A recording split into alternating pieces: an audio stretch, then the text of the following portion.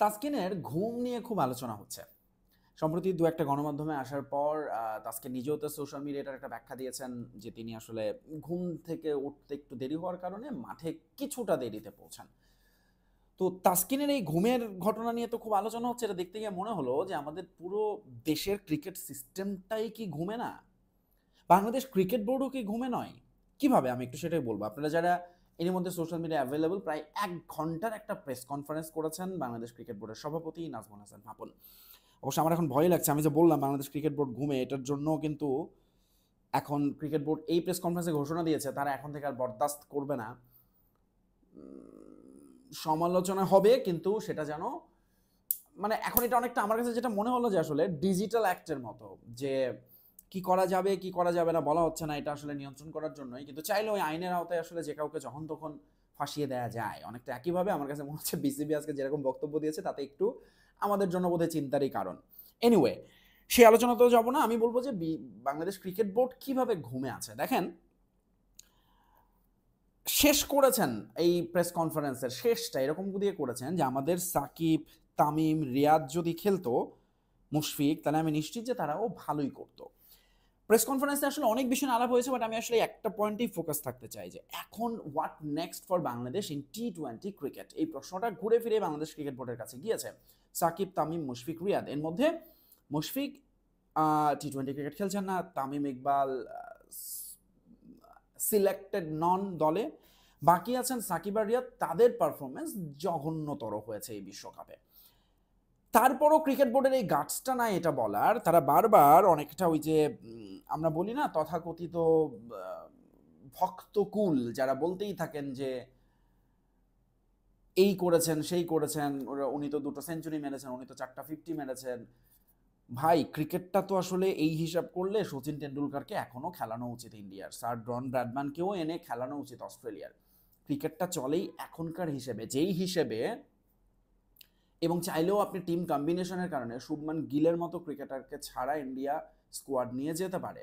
ম্যাচের পর match Sanju Samson বাইরে বসে থাকতে পারে এবং তারা চ্যাম্পিয়ন হয়, বিকজ তারা ওই জিনিসগুলো চিন্তা করে। এবং বিরাট কোহলি, রোহিত শর্মার উপর ইনভেস্টমেন্টটা যে ভুল ছিল না সেটা তো ইনিংস মানে টুর্নামেন্ট চলতে চলতে আমরা প্রমাণ হয়ে গেছি।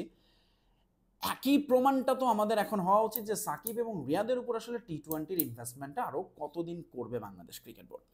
যখন এই প্রশ্নটা করা হলো যে তখন মানে তাদের ছাড়া বা তাদের অবসর বিষয়ে, তখন নাজমুল হাসান পাপনের বক্তব্যটা ছিল এরকম যে এটা তো হতেই পারে, তারা বলতে পারে আমরা আর খেলবো না, আবার আমরাও বলতে পারি যে না তোমরা আর না, কিন্তু আমরা চাই জিনিসটা দুইভাবে হোক। কিন্তু বাংলাদেশের ক্রিকেটের সংস্কৃতিতে এই জিনিসটা নাই।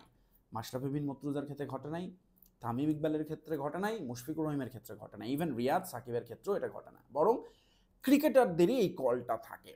যেমন ধরুন টি-20 ক্রিকেট থেকে মুশফিকের চলে যাওয়া, আমার মনে হয় এটা একটা তার ভুল সিদ্ধান্ত ছিল, যেটার খেসারত আমি আফসোস তিনি নিজেও করছেন এবং আমরা খেসারতটা দিচ্ছি। আমরা মুশফিকের মতো ব্যাটারকে মিস করছি টি-20 ক্রিকেটে।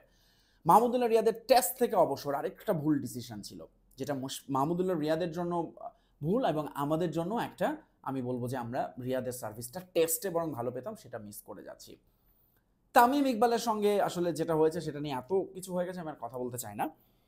কিন্তু ইভেন আজকে মানে নাজমুল হাসান মাহমুদের প্রেস কনফারেন্সে মাশরাফি বিন মুর্তজার কথাও বলেছেন, এক্সাম্পল দিয়ে যদি মাশরাফিও খেলতেন তাহলে তার জন্য আরেকটা ছেলে বাদ পড়তে হতো, ব্লা ব্লা বলছেন। এই ক্ষেত্রে যেহেতু বাংলাদেশের ক্রিকেট সংস্কৃতিটা এরকম, তাহলে আসলে কি হতে পারে?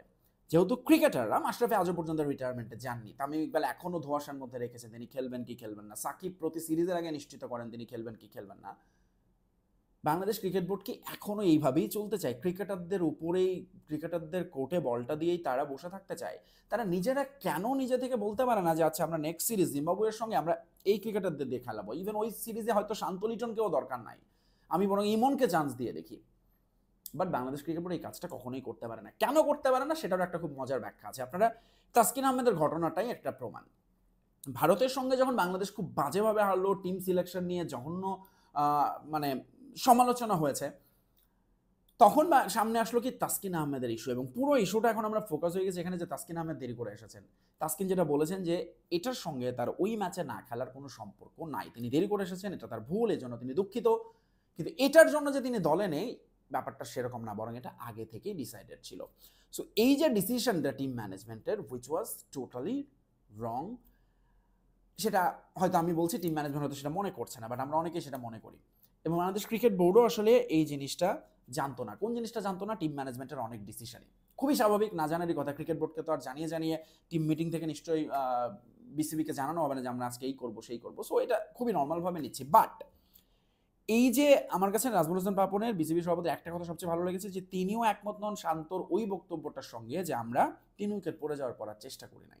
তিনিও বিলিভ করেন যে 12 ওভার 1 বল পর্যন্ত বাংলাদেশের চেষ্টা করা উচিত ছিল আফগানিস্তানের সঙ্গে ম্যাচটা জেতার জন্য, যেটা বাংলাদেশ 9 ওভারের পর আর চেষ্টাটাই করে নাই।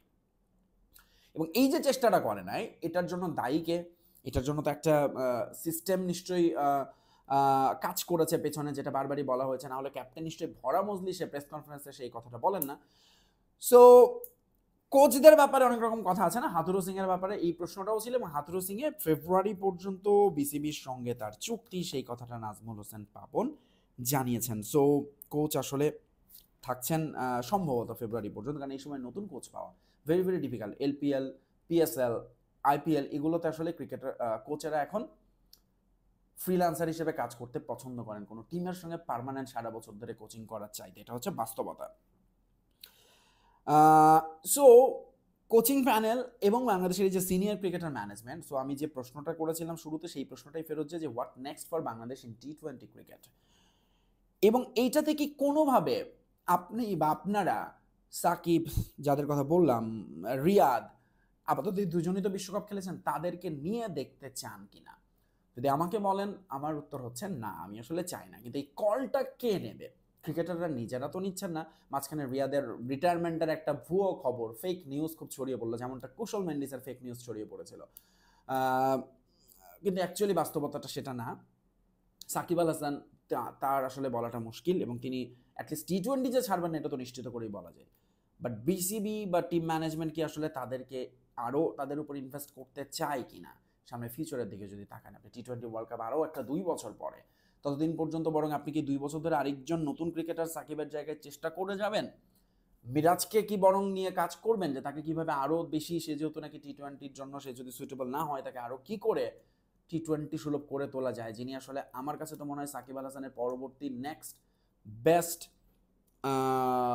কি বলে ওটাকে, অল্টারনেটিভ মেহেদী হাসান মিরাজ, তাকে বরং তার উপর ইনভেস্ট করাটা লাভজনক হবে কিনা, এই প্রশ্নগুলো আসলে চলে আসে। কারণ বাংলাদেশের ক্রিকেটের এই যে সংস্কৃতি, আমার মনে হয় এটা এখন একটা দাঁড়ি পড়া উচিত, পরিবর্তনটা আসা উচিত। নিশ্চয়ই আমাদের এখানে রোহিত শর্মা, বিরাট কোহলির মতো ক্রিকেটার নেই, বা রাহুল দ্রাবিড়ের মতো কোচ নেই, যারা এরকম ম্যাচের পর বলে দিতে পারেন ঠাস করে যে আমি আসলে আর নেই। এবং এমনটা ভাবার কোনো কারণ নেই, তারা ওই ইনস্ট্যান্ট ডিসিশন নিয়েছেন, মানে ট্রফি জিতেছেন এসে বললেন, তারা আগে থেকেই এই জিনিসটা ডিসাইডেড ছিল, এবং অবভিয়াসলি তারা এটা টিম ম্যানেজমেন্টের সঙ্গে আলাপ করেছে, এবং তারা এসে ওই কলটা ওখানে ফাইনালে নিয়েছে। এবং তারা যখন এই কলটা নিচ্ছে, আপনি তখন দেখেন বিরাট, রোহিত যদি না থাকে, আপনি ভারতের একটা একাদশ সাজান তো, আরও 2টা একাদশ বানাইতে পারবেন, কারণ ওরা ওই জিনিসটা রেডি করতে পেরেছে তাদের সিস্টেমের, এবং তারা ওটার ফিউচারটা দেখতে পেরেছিল যে আমার 5 বছর পর বিরাট রোহিত থাকবে না, তখন আমি কাদেরকে নিয়ে খেলবো। আজকে আপনি গিলের কথা বলতে পারেন, গিলেরও আরও একটা বিকল্প, আর একটা গিল ধরেন বানানো আছে ইন্ডিয়া নিশ্চিতভাবেই। সো আমরা এত কিছু, মানে অনেক কিছুই তো আমরা ফলো করি। সো ভালো জিনিসগুলো ক্রিকেটের অন্তত ফলো করা উচিত। ঘুম থেকে আসলে সবারই উঠতে হবে, এবং যারা ক্রিকেটটা চালান তাদের আসলে ঘুম ভাঙাটা সবচেয়ে বেশি জরুরি। শুধু তাসকিনকে একা স্কেপগোট বানানোর এখানে কোনো অর্থ নেই। নাইলে আমরা টি-20-তে যেরকম উল্টো দিকে হাঁটছি, এভাবে আরও উল্টো দিকে চলতেই থাকবো। সো আপাতত এইটাই ছিল আসলে আজকের আলাপটা। যদিও আমি নিশ্চিত যে আপনার এই আলাপগুলো, মানে আমি আসলে একটু কি বলে চিন্তা করছিলাম যে আসলে ভিডিওটা দেখার পরে, প্রেস কনফারেন্স আমি ছিলাম না, সো আমি আসলে প্রেস কনফারেন্স দেখার পর মনে হলো যে আসলে এই জিনিসটা নিয়ে একটু কথা বলা দরকার, পরিষ্কার করে, যে পরিষ্কার করে কথাটা বাংলাদেশ ক্রিকেট বোর্ড কখনোই বলে না বা বলতে চায় না।